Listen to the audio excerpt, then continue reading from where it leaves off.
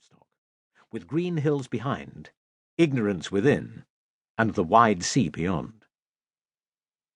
Hookton, like every place in Christendom, held a vigil on the eve of Easter, and in 1342 that solemn duty was performed by 5 men who watched as Father Ralph consecrated the Easter sacraments and then laid the bread and wine on the white-draped altar.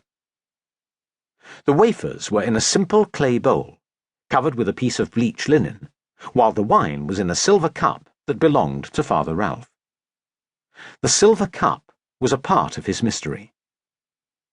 He was very tall, pious, and much too learned to be a village priest. It was rumoured that he could have been a bishop, but that the devil had persecuted him with bad dreams, and it was certain that in the years before he came to Hookton, he had been locked in a monastery's cell because he was possessed by demons.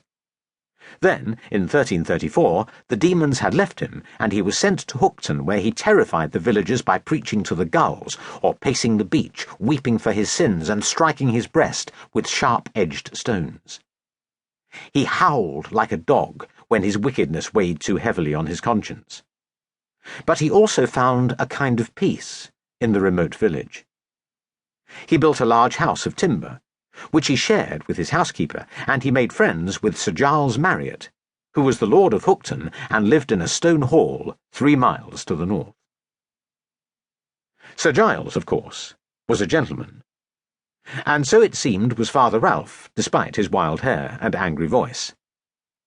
He collected books which, after the treasure he had brought to the church, were the greatest marvels in Hookton. Sometimes, when he left his door open, people would just gape at the 17 books that were bound in leather and piled on a table. Most were in Latin, but a handful were in French, which was Father Ralph's native tongue.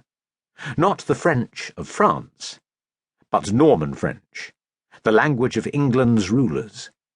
And the villagers reckoned their priest must be nobly born, though none dared ask him to his face. They were all too scared of him. But he did his duty by them. He christened them, churched them, married them, heard their confessions, absolved them, scolded them, and buried them. But he did not pass the time with them. He walked alone, grim-faced, hair awry, and eyes glowering. But the villagers were still proud of him. Most country churches suffered ignorant, pudding-faced priests, who were scarce more educated than their parishioners, but Hookton, in Father Ralph, had a proper scholar, too clever to be sociable, perhaps a saint, maybe of noble birth, a self-confessed sinner, probably mad, but undeniably a real priest. Father Ralph blessed the sacraments, then warned the 5 men that Lucifer was abroad on the night before Easter, and the devil wanted nothing so much as to snatch the holy sacraments from the altar, and so the 5 men must guard the bread and wine diligently, and for a short time after the priest had left, they dutifully stayed on their knees, gazing at the chalice, which had an armorial badge engraved in its silver flank. The badge showed a mythical beast, a Yale, holding a grail. And it was that noble device which suggested to the villagers that Father Ralph was indeed a high-born man who had fallen low through being possessed of devils. The silver chalice seemed to shimmer in the light of the 2 immensely tall candles which would burn through the whole long night.